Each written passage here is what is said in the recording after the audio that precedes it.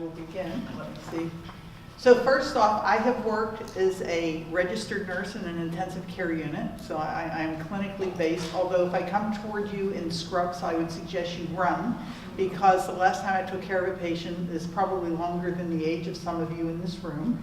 I teach at San Diego State. I was the VP of the Clinical Information Systems at Sharp, and I've also worked for a software vendor.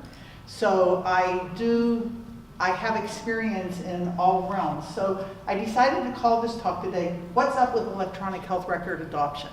You know, you're all representing different pieces of it. What's up with it?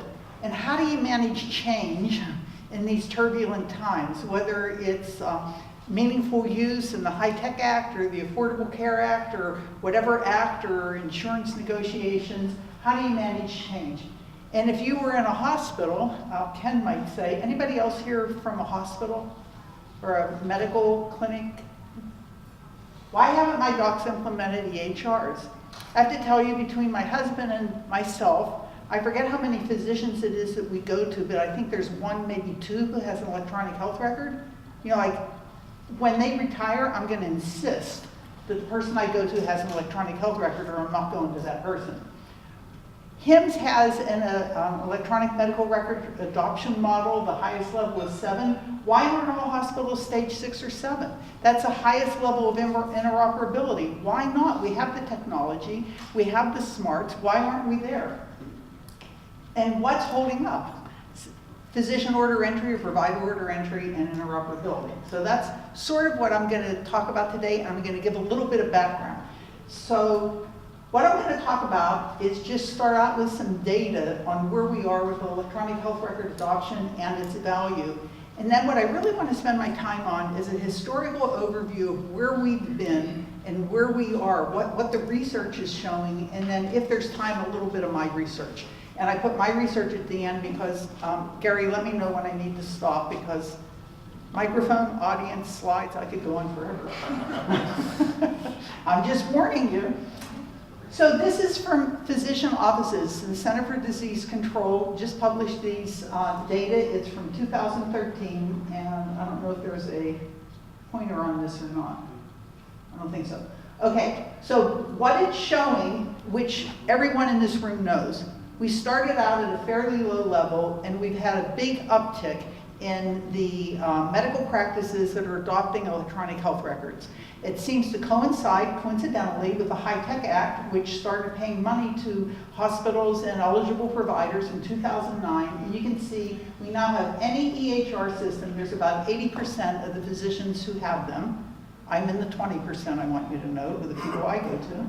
And for just a basic system, it's about 48%. So this is fairly recent data. From a market perspective, there's a big opportunity here, but why aren't we at 100%? This is a busy slide that I've been tracking since 2008 when I started in academia. Ken, that's when I left Sharp, was 2008. And this is the adoption model. I'm not going to go through all the details, but basically stage 0 is you're on paper. And if you look at the bottom, we still have 5.6% of the hospitals. This is hospitals. So the previous slide were medical practices. These are hospitals. We still have a small percent of hospitals in the United States that are completely on paper. And if you go to the top line, the top line is a medical record fully electronic. And they're able, you know, it's an interoperable, everybody's using it. In 2008, we were less than 1%. 2009, when the HITECH Act was passed but no money came, we were at 1%. Stayed the same in 2010, and you can see in 2011, that was the first year that people could attest for the money with the federal government incentivizing them to implement these systems. We have more, went to 1, nothing to brag about. Went from 1% to 1.2, but you can see we almost doubled the next year. We have another, we're moving our way up, that's fully. Go a little bit below and you can see we went from 0.5% to 13%. If you look at the hospitals, and anybody who's been a CIO in a hospital knows that we are going from no system to lab rat and OR pharmacy, to have the basic systems computerized, to documentation, to fully interoperable. We're moving up the MRAM model. So we're making progress, but for many, I would say it's not fast enough. And it's not all about adoption. The MRAM model just tells you how many people, what percent of the hospitals have adopted at these various levels. But then the big question, the cry from the public, and really the cry from the clinicians is, what's the value of doing all of this? HiMSS then developed what they call their IT value suite, and it's multi-dimensional. So it's not just getting it in. Are the users satisfied? Big, big point. What's it doing for outcomes, treatment, clinical? Is there value for the data? We've heard that a couple people before me talked about big data, data analytics. Are we getting value from that data? We may have adopted it, but can we use it? Are we doing population health? Are we having health prevention, not health prevention, disease prevention, health promotion? And the bottom line at the bottom is there a financial need for this?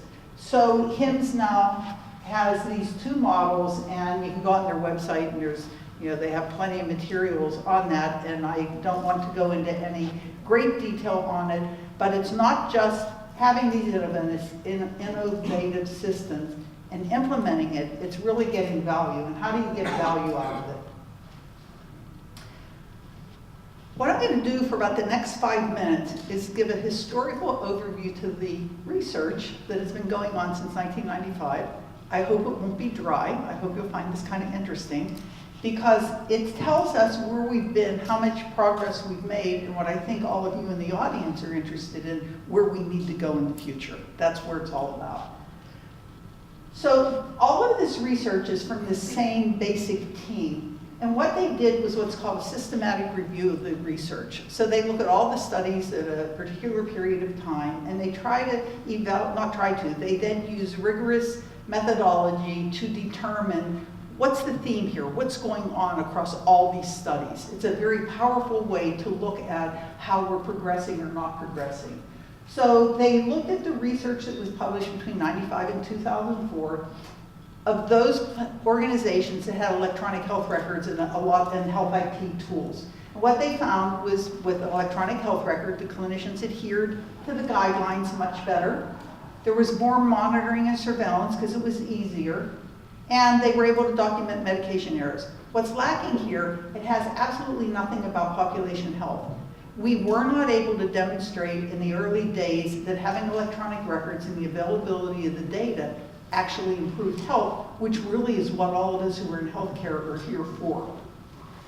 Then they looked at the research in 2004 and 2007, and if any of you were in health IT during that time, you would agree with this because you lived it. There was a proliferation of patient-focused applications. Lots was going on, and nobody was evaluating it. So we're spending millions and millions of dollars developing, implementing, maintaining, designing, blah, blah, blah, all these systems, and we couldn't really demonstrate that we're doing much good with all of it except spending a lot of money and driving a lot of people nuts. It gets better. They then looked at the research from 2007 to 2010, and on my last slide, and you can have these slides, copy them, do whatever you want with them. I have all the references if you actually want to see the research. 92% of the studies that were published between 2007 and 2010 showed positive or mixed results. This is the first time that we're actually demonstrating that there is value, that there is positive results from implementing health IT. That said, 8% of the studies demonstrated negative results. So when you read in the newspaper somebody, some study came out and people were dying or there were more complications or whatever, that comes from the 8%. There were, I can tell you what some of those studies are, but the thing is, it's not perfect, but 92% of the research demonstrated positive studies, and here's the kicker. That bottom line, user dissatisfaction remains a problem and a barrier to reaching the potential of health IT. So when we talk about coordinate, collaborate, getting the data, it's really that front line when the data goes in, the people who use it, it's that user satisfaction that is, how come we don't have more systems? Why aren't we getting the benefit? Then in 2014, The most recent study was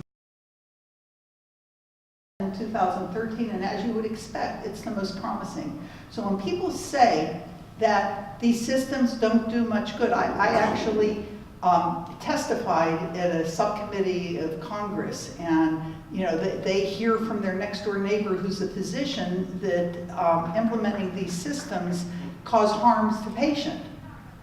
And I said, well, that's an opinion. I'd like to know what the evidence is. Because what you can see here is there's very strong evidence for using clinical decision support, CPOE, patient access to an EHR, patient care reminders. This is were the results positive, mixed, neutral, or negative, and the blue bar is the positive. So we have 65% with clinical decision support is positive. And when you add the 17%, it's about, the numbers are about 80 to 90%. It's the same as the study that was done before. We have more work to do, but what they couldn't tell by reading the research is why are some implementations successful and others are not. That's really the underlying problem that many of you in this room hopefully will be able to solve. How do we get better systems that people are satisfied with? Because if they like the system, they'll use the system. It's clear if we use the system appropriately, we get positive outcomes. And then the Institute of Medicine did a study, and you can go through these findings that health IT can improve patient safety, there's gaps in the literature, blah, blah, blah. Sounds like a lot of the stuff. Look at the bottom two bullets, though. Safer implementation and use begins with viewing health IT as a larger socio-technical system, and all stakeholders need to work together. I believe, Ken, that's called collaborate. That's our problem. How do we bring this all together? Do I have time just to go over a little? Yes. Okay. So I'm a nurse, so my interest is more in nurses than any other group within the healthcare system. And I did a couple of studies, and I don't know if Ken's familiar with these, but these actually were done in one of your organizations. When it was Sharp Grossmont, I did one at Memorial and one at Grossmont, and I'm only going to present the Grossmont study here. We had an opportunity that doesn't come along very often. At this particular hospital, there were what's called best of breed. The ED had the best system for their emergency department, and the ICUs had the best system to support care in the ICU. And the pharmacy had the system that they wanted, and on and on. And when it didn't work, if anybody had to go across systems, it certainly was very cumbersome. And so a decision had been made to deinstall many of the other, all of the systems, and go to a single vendor EHR with CPOE. And we did a study that looked at the use, quality, and satisfaction with the old system and the new system. So for use, on the left-hand side, these are the items that we looked at, and these are nurses. And we had about 30% of the nurses responded to the survey. It was a sample size of about 500, which, if you get into statistical stuff, that's good enough. Sure, we would have liked to have more, but this is really representative. And the Mann-Whitney U is a statistical test that we did.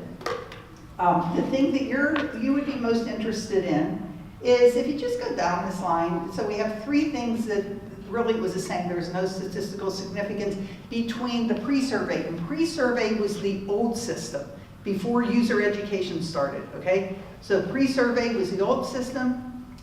The post-survey was the new system 1 year after implementation.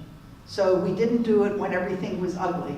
And you can see that if you just, for quick, you go down there, most of the items were statistically significant and they went up. The nurses were using the new system more than they used the old system because the new system had more stuff in it.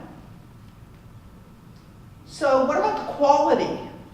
How did the nurses rate the quality of the old system? If you look at the numbers, they're in the 70s and 80s. One item was in the 90s. So they didn't love it as much as they would tell you now they love the old system. That's another key point. The old system gets better. As always. And you can see, though, that the quality of the items overall, the quality was statistically, many of the items, it was different, and the numbers were higher in the old system. They viewed the old system as having higher quality. And this is the real kicker: how satisfied are you? Every item came back statistically significant. And when it came to satisfaction, the numbers weren't great for the old system, but they were more satisfied with the new system. They were more satisfied with the old system. The take-home message is, if you look at the multiple systematic reviews of the literature, if you look at the IOM report, if you look at the research that we did, it's that user satisfaction. And if people don't like it, they aren't going to use it. And if they don't use it, we aren't going to get the benefits that we need out of it. The last piece of this study that we did is we actually talked to the nurses. From a research perspective, you get a lot of really good broad information from surveys, but you don't understand what they meant. What weren't they satisfied with? What were they satisfied with? What can we act on? We interviewed them during what I call the ugly time, within 3 months of go live, when things are really hectic, and then we interviewed them again a year later.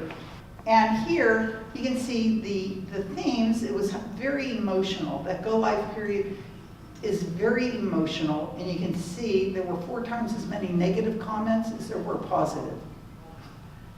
So we didn't help them in the beginning, and that's something for the vendors, the developers, the innovation, for making it easier.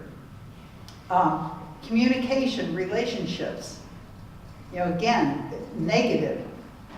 The training and education wasn't as negative, but look at the design. When asked questions about the system design and how the change went, almost 6 times more negative in the beginning. Does it have to be this ugly? We have a lot of innovation we can implement. And so you can see there were 372 positive comments and 1,500 negative comments. Fast forward 1 year later, I knew things were going better because people were waiting in line for me to interview them at the 3-month period because they just wanted to complain about the system. I had to troll on the nursing units to get people to interview when it was 1 year later, so I knew they were happier. The interviews, the first time would last about 30 minutes, and some people even cried. The interviews the second time, 10 minutes maybe. They just didn't have enough time, enough things to say. And the good news is, although there's negative, the positive transitioning was a lot better than they expected. They loved having all the information available to them. It really helped them in the provision of care. Care coordination, the ability across those points of care within the hospital, that was pretty even. And you can see positive and negative, they're pretty much the same. And I have here, just over time, you get used to it. I do like that now at least it's all in one system, so it's not all bad news, this is good news. Overall, it's working better. There's a lot of point and click, and things just don't flow as easily. So you can see, we'll skip that one. So we've come a long way. At least the systems are in. 80% of the docs and most of the hospitals are at the upper level of the MRAM model. The systems are in. People value the systems. We have to find new ways to communicate. We need the innovation. And I think the people in this room are the people that are going to do it. So with that, I say thank you. And if you have any questions, I guess there's time later.